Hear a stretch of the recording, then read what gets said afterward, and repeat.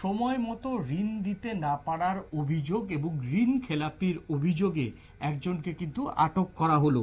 ঋণ পরিশোধ না করায় এক মহিলাকে আটক করলো স্বনির্ভর গোষ্ঠীর মহিলারা।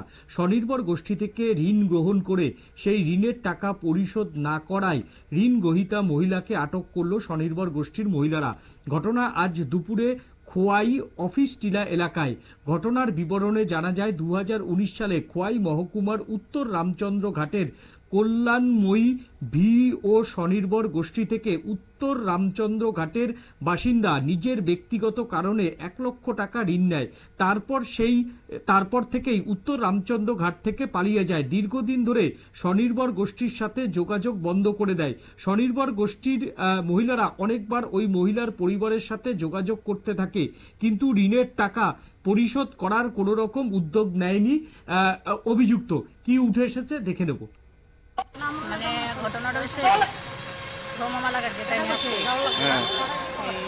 আমরা ইউআরসি ঘাটের প্রগতিশীল সদস্য। তো আমরা কল্যাণময়ী ভিউ থেকে 1 লাখ টাকা লোন নিয়েছিল 2019-এ।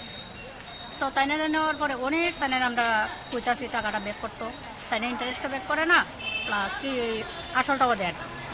তো আজকে কীভাবে মানে খবর পাওয়া গেছে যে তাদের জায়গা বিক্রি করবো আজকে।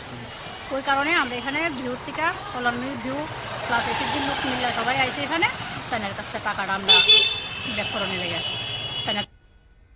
আপনারা শুনলেন সংশ্লিষ্টর কথা। ঋণ খেলাপির অভিযোগের পরে থানায় ছোটে সংশ্লিষ্টরা এবং পুলিশকেও খবর দেওয়া হয়। তদন্ত শুরু করেছে পুলিশ। নিয়ে নেব ছোট্ট একটা বিজ্ঞাপনের বিরতির পর ফিরে আসছি অন্য কোনো খবরে।